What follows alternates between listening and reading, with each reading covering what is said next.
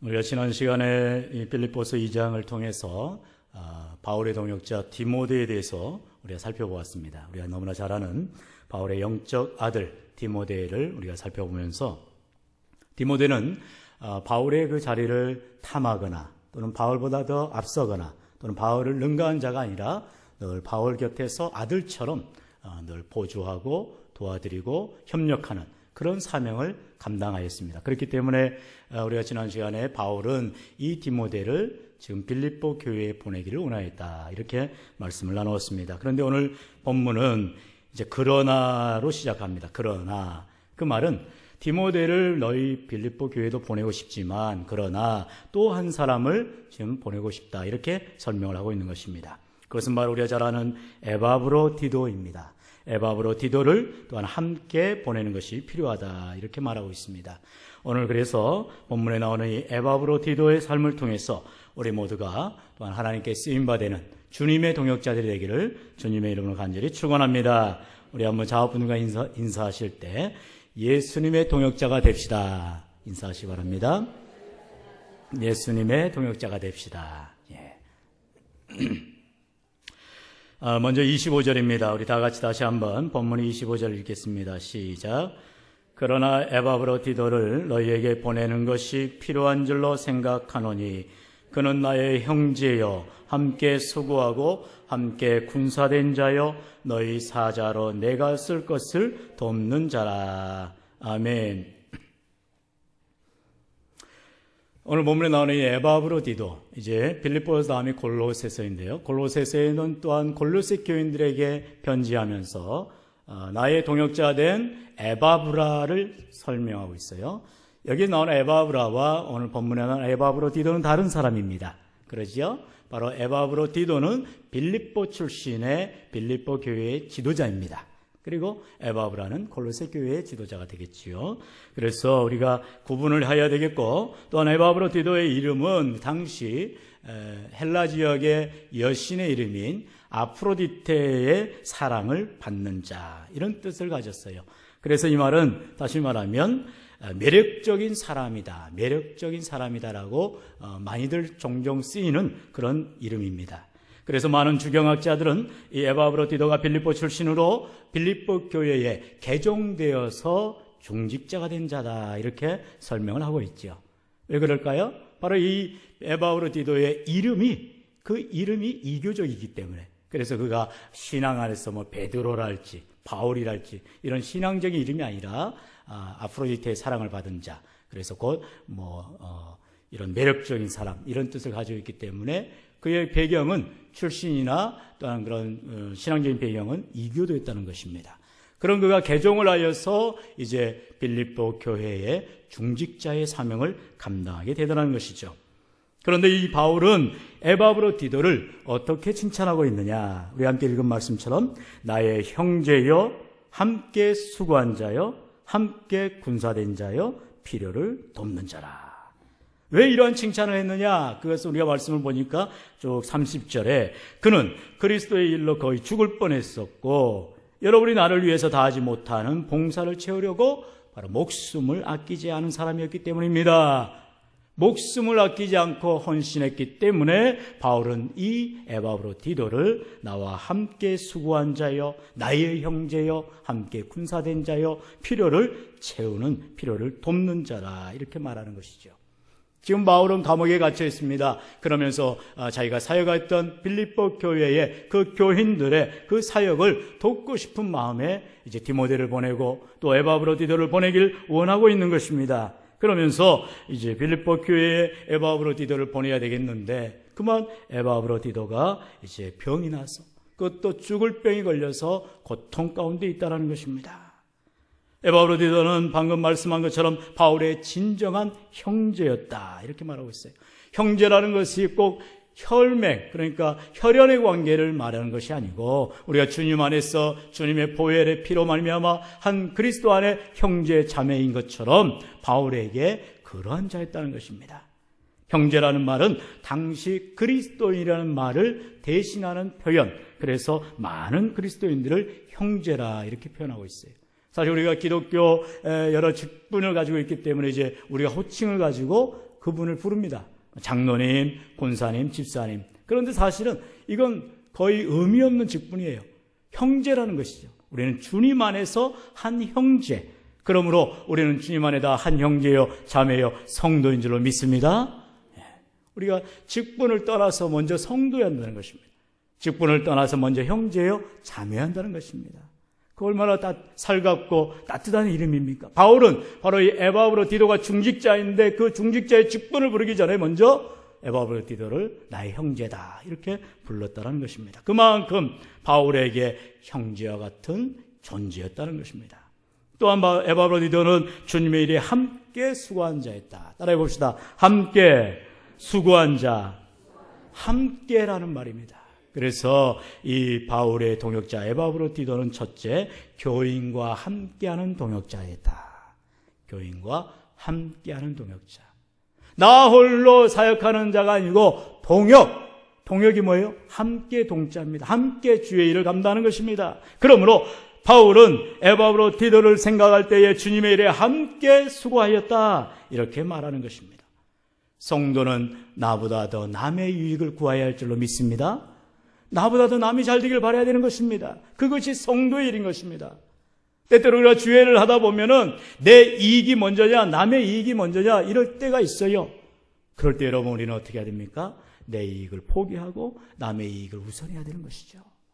우리가 그게 바로 함께 수고한 자의 모습인 것입니다. 나보다 남을 낫게 여기는 것, 그것이 바로 함께 할 때에 가능한 것입니다. 그러나 세상은 어떻습니까? 세상은 함께 하지 않습니다. 남을 눌러야 내가 살아가는 것입니다.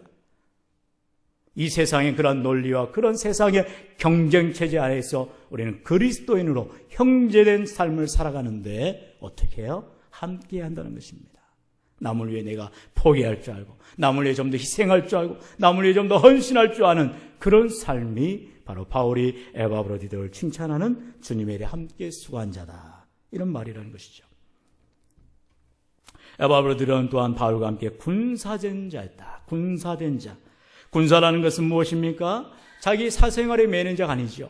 부름받아서 사명을 감당하는 바로 군인의 일이라는 것입니다. 그럴 때에 바울은 여전히 함께 군사되었다. 우리가 군생활을 해보면은 우리가 동지를 느낍니다. 전우회죠. 얼마나 끈끈한지 모릅니다. 함께 진흙탕을 구르고 유격을 하고 산악을 타고 그랬기 때문에 이건 더할 나위 없는 전우가 되는 것입니다. 그래서 끈끈하게 이어지는 거죠. 여러분, 여기에 에바브로디도를 바울은 함께 군사된 자였다. 나와 함께 동고동락했다는 것입니다. 정말로 총알이 빗발치는 전쟁터에서 생과 사가 이를 왔다 갔다 하는 삶에서 헌신한 자와 같은 그런 믿음의 자였다라고 바울은 말하고 있는 것입니다. 성경은 요한복음 15장 13절로 말씀합니다. 사람이 친구를 위하여 자기 목숨을 버리면 이보다 더 큰 사랑이 없나니 너희는 내가 명하는 대로 행하면 곧 나의 친구라. 예수님은 우리의 주님이지만 동시에 우리의 친구가 되십니다. 왜요? 나의 친구신 예수님이 나를 위하여서 십자가에 피 흘려 죽으셨기 때문에 말씀에 나온 것처럼 사람이 친구를 위하여 자기 목숨을 버리면 이보다 더 큰 사랑이 없다라고 말하고 있다는 것입니다.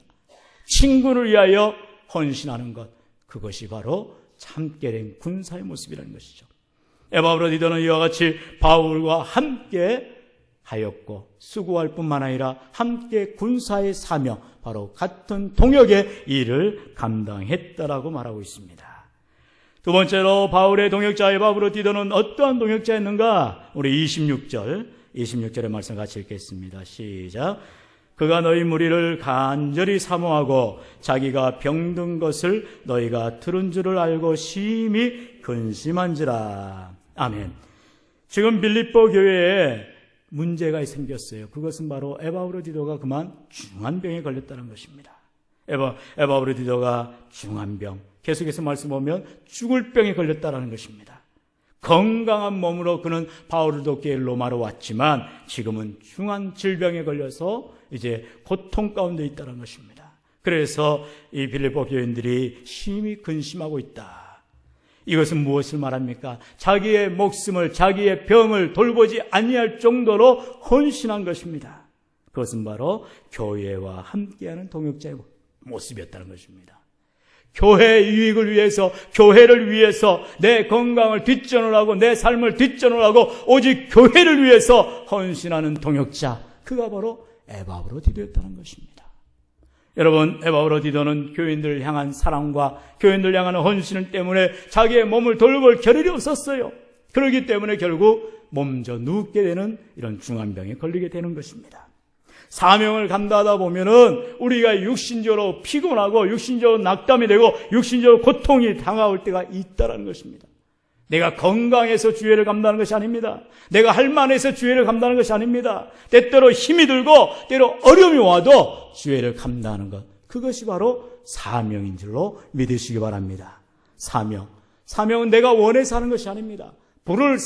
주님이 나를 부르셔서 나를 부리시는 것입니다. 일을 하라라는 것입니다. 그 일에 순종하여 나가는 것뿐인 것입니다. 그게 바로 사명자의 모습인 것이지요. 자원자의 모습이 아닙니다. 사명은 내가 해야 하기 때문에, 하지 않으면 안 되기 때문에 주님이 나를 부르셔서 나는 순종함으로 그 일을 감당하는 것이죠. 에바브로디도를 주님께서 부르셔서 일을 시킬 때에 이런 생각을 해볼 수 있어요. 아니, 많고 많은 사람 가운데 건강한 사람을 부르셔서 일을 시켰으면 더 낫지 않았을까? 이게 바로 세상 논리입니다. 여러분, 세상은 어떻습니까? 세상은 힘 있는 사람을 뽑습니다. 세상은 능력 있는 사람을 뽑습니다. 세상은 남보다 좀 더 비교 우위에 있는 사람을 뽑아서 사용합니다. 그리고 그 사람의 소모가 다 되면은 버립니다. 폐기합니다. 그러나 주님은 그렇게 하지 아니하셨어요. 주님은 우리 알듯이 12제자를 부르실 때에 갈릴리 해변에서 배 낚시하고 있는 어부인, 갈릴리 해변가에서 어부의 일을 하고 있는 바로 베드로와 그 요한, 그리고 또한 안드레를 부르셨습니다. 세리의 일 감당하는 마태를 부르셨습니다. 우리 알듯이 예수님의 제자들 가운데 그렇게 넉넉해 보이는 유복한 자들은 없었습니다. 오히려 마이너리티, 세상에서 따돌림 당하고 세상에서 천시받는 그런 자들이 주님의 제자가 되어서 생을 다하여 헌신하였던 것을 우리는 보게 됩니다. 이것을 세상 논리로 보면, 경제학 논리로 보면은 왜 예수님이 그런 자들을 제자로 삼았을까? 좀 더 능력 있고 명망 있고 좀 더 힘 있는 사람, 학식 있는 사람들을 불러야 하지 않았을까? 물론 누가는 의원이었습니다. 그러나 주님께서는 그런 자들을 부르셔서 자기의 제자로, 자기의 형제로, 자기의 친구로, 함께 군사된 자로 사명을 감당하실 때에 그들은 성령의 충만을 받아서 주님을 위하여 헌신하는 귀한 사명자들이 된 줄로 믿습니다. 여러분, 여기에 하나님의 능력이 나타난 것입니다. 무엇입니까? 주의 일은 내 책임이 아니라는 것입니다. 내가 이 일을 해야만 하는 것이 아니라 하나님이 그 일을 책임져 주신다는 것입니다. 무엇이에요? 나는 주님께 쓰임받기만 하면, 내가 주님 앞에 드려지기만 하면 주님께서는 나를 제물 삼아 주의 일을 감당하여 주시는 줄로 믿습니다. 성경이 말씀하죠. 예수님이 너희들이 소리를 지르지 않으면 저 돌들로 하여금 소리를 지르겠다 말씀하십니다. 돌들도 사람이 하는 일보다 더 위대한 일을 할 수 있다고 말씀하는 것이죠. 바로 주님의 손에 붙들기만 하면 된다는 것입니다. 그 사람이 능력이 있고 없고가 아니라, 그 사람이 힘이 있고 없고가 아니라, 그 사람이 건강하고 건강하지 않고가 아니라 주님의 손에 붙들느냐 그렇지 않느냐의 차이라는 것입니다. 오늘 이 시간 에바브로디도는 비록 병들었고 죽을 병에 걸렸을지라도 바로 바울의 동역자의 일을 감당하고 있다는 것입니다. 이제 한 달 뒤면 우리 교회 임직 예배를 드리게 되는 것인데요. 우리 교회에서 많은 일꾼들을 선출하였습니다. 그리고 기도하며 준비하고 있습니다. 그분들의 면면을 살펴보면 우리가 세상적인 잣대를 보고 본다면은 우리가 여러 가지 생각할 수가 있겠지만 하나님께서는 그들의 기도와 그들의 헌신, 그들의 성품, 그들의 믿음을 보시고 가장 아름다운 귀한 직분을 맡겨주시는 줄로 믿습니다. 우리는 여기에 논할 가치가 없는 거예요. 하나님이 부르셨고 하나님의 일꾼을 세우시고 하나님의 일들을 감당하신다는 것입니다. 그러므로 우리는 위하여 기도하고 협력하는 것, 함께 주의를 동역하는 것입니다. 이제 세 번째로, 그러면 이 에바브로디도는 어떠한 바울의 동역자의 모습을 보이는가? 우리 마지막 27절로 30절까지입니다. 우리 27절로 30절 조아름이 한 절씩 교독합니다. 그가 병들어 죽게 되었으나 하나님이 그를 긍휼히 여기셨고 그뿐 아니라 또 나를 긍휼히 여기사 내 근심 위에 근심을 면하게 하셨느니라.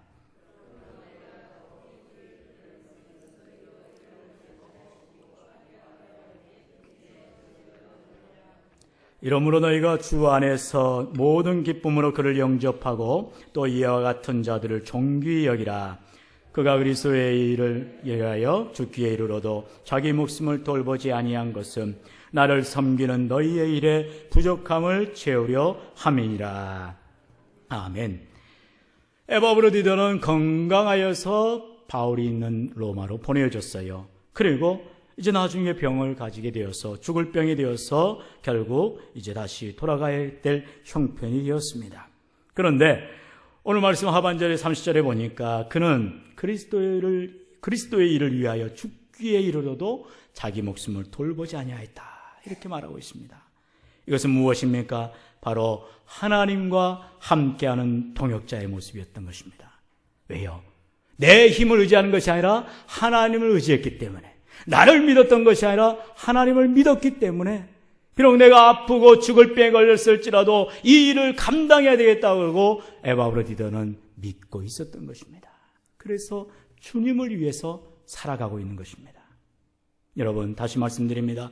하나님께서는 성도들의 모든 주의 일을 끝까지 책임져 주시는 줄로 믿습니다. 내 힘이 없고 내가 능력이 없고 내가 연약할지라도 하나님은 책임져 주신다는 거예요. 하나님이 함께해 주신다는 것입니다. 모든 일의 결국은 하나님의 손에 달려있는 줄로 믿습니다. 여러분, 그래야 우리가 겸손해지는 것입니다. 내가 처음부터 끝까지 다 책임을 진다면 내 능력이 나타나는 것밖에 아니에요. 그러나 마지막은, 인생의 결국은 하나님의 손에 잡혀있는 것입니다. 그래서 잠언서에 사람이 마음으로 그 길을 계획할지라도 그 걸음을 인도하시는 이는 하나님이시라고 말하고 있습니다. 우리는 지혜자의 소리를 귀 기울일 필요가 있습니다. 아무리 내가 계획하고 하루를 어떻게 살겠노라 스케줄 잡고 할지라도 그날에 어떤 일이 날지 우리는 모르는 것입니다. 그래서 예수님은 내일 일은 내일 염려할 것이요 그날이면 그날의 족하니라 말씀하는 것입니다. 우리는요, 모르겠어요. 방금 노래 집사님 기도했지만 정말로 내일 비가 온다고 아무리 기상청에서 예보할지라도 우리가 가는 것이 길이 열려질 줄로 믿습니다. 이게 믿음인 것이죠. 하나님께서 함께 하시면 비를 막아주시는 거예요. 하나님이 함께 하시면 우리 모임 가운데 은혜로운 시간이 될 줄로 믿습니다. 이러한 믿음으로 가야지. 아이고, 왜 날짜를 그렇게 잡았대? 왜 비가 오는 날 간대? 이런 생각을 벌써 거기에 의심이 들어가고 걱정이 들어가고 염려가 들어가는 것입니다. 하나님이 함께 할 줄로 믿고 나아가는 자들에게 하나님이 동행하여 주시는 것입니다. 하나님 믿고 의지하는 자들에게 하나님은 그 기도에 응답해 주시는 것입니다. 아니, 기도를 하면서 또 염려를 지고 나아간다면 그 기도를 할 필요가 없는 것이죠. 기도한다는 것은 하나님께 내어 맡기는 것입니다. 이제 내가 짊어지고 모든 이 짐들을 하나님께 맡깁니다. 예수 이름으로 맡깁니다. 그렇게 살아가는 것이죠. 우리 아들 종교개혁을 이뤘던 마르틴 루터의 기도의 삶이 그랬습니다. 마르틴 루터는 하루 종일 여러 가지 기도 제목, 그리고 자기를 죽이려는 많은 협박을 하는, 위협하는 그런 핍박을 하는 세력들에 의해서 그는 너무나 스트레스를 많이 받았어요. 그러나 잠이 올 때, 이제 밤이 될 때는요, 그는 침대 머리맡에 무릎을 꿇고 간단하게 기도합니다. 하나님, 이제 내 모든 짐을 하나님께 맡깁니다. 저는 이제 잠자러 갑니다. 저는 평안을 주옵소서. 그리고 그는 잠자리에 청했다는 것입니다. 얼마나 믿음의 모습입니까? 우리가 잠자리에 들어서도 잠 못 자고 불면증에 시달리고 우리가 하루하루를 시달리는 것은 뭐예요? 내가 하려고 하니까 일이 안 되는 것입니다. 잠을 잘 수가 없지요. 진정한 믿음은 주님을 전폭적으로 의지하고 주님 앞에 내어 맡기는 것인 줄로 믿습니다. 여러분, 바로 에바브로디도가 이런 죽을 병에 걸렸을지라도 하나님을 원망하지 않냐고 하나님 의지하면서 끝까지 사명을 감당할 때, 이제 말씀을 보면은 나오지만 에바브로디도의 건강이 회복되는 것을 보게 됩니다. 다시 주의를 잘 감당하도록 은혜를 더하여 주신다는 것입니다. 사랑하시는 성도 여러분, 하나님께서 저와 여러분에 주신 사명이 무엇입니까? 깊이 우리가 살펴봐야 될 것입니다. 나를 목사로 부르시고 나를 장로로 부르시고 나를 권사와 집사로 부르셨다면 거기에 맞는 사명을 중히 여기고 하나님께 그 사명을 감당할 수 있는 믿음을 또한 주실 줄로 믿습니다. 그럼 우리는 최선을 다하여 교회와 함께 동역을 하고 하나님과 함께 동역을 하고 먼저 된 우리 형제와 자매들과 함께 동역을 할 때 비록 나 혼자 일을 하는 것 같았고 나 혼자 기도하는 것 같았고 나 혼자 헌신하는 것 같았지만 나와 함께 기도하며 통역하며 헌신하는 많은 동역자들을 우리 가운데 보게 될 줄로 믿습니다. 여러분, 에바브로디도는 이와 같이 주님께 헌신된 사람이었어요. 목숨도 돌보지 않고 헌신하였습니다. 그런 자를 하나님께서 건강의 복을 주시고 그런 자를 하나님께 형통의 복을 주시고 그런 자를 하나님께서 인생길의 축복일로 인도하였다는 것을 우리는 보게 되는 것입니다. 사랑하는 성도 여러분, 주님을 위한 통역은 이와 같습니다. 비록 내가 주애를 감당하다가 어려움을 만날 수가 있고, 비록 주애를 감당하다가 문제를 만날 수가 있고, 주애를 감당하다가 눈물을 흘릴 때가 있습니다. 그렇다고 주저앉아서 통곡할 것이 아니고 원망할 것이 아니고 거기에 좌절할 것이 아니라 주님을 더 의지하며 함께 통역자 된 형제들과 하나 되어 나아가면 주님이 위로하시고 힘주시고 주의 사명을 감당하게 주시는 줄로 믿습니다. 오늘 이 시간 우리는 참으로 예수님의 마음을 품고 예수님처럼 자기를 낮추는 그런 삶을 살았던 에바브로 디도를 우리가 살펴보았습니다. 지난 시간에 살펴본 디모데는 자기를 낮추었다 했습니다. 이인자의 삶으로 바울을 섬겼다 했습니다. 오늘 에바브로 디도는 어찌하였습니까? 죽기까지 그는 복종했다라 했습니다. 죽을 병에 걸려도 주애를 감당했다라 말하고 있습니다. 우리 모두 이와 같이 주님의 동역자들이 되어서 선한 영향을 끼치며 나아갈 때 하나님이 기뻐하시는 우리 한과의 모든 권속들이 되시기를 주님의 이름으로 간절히 축원합니다. 기도하겠습니다.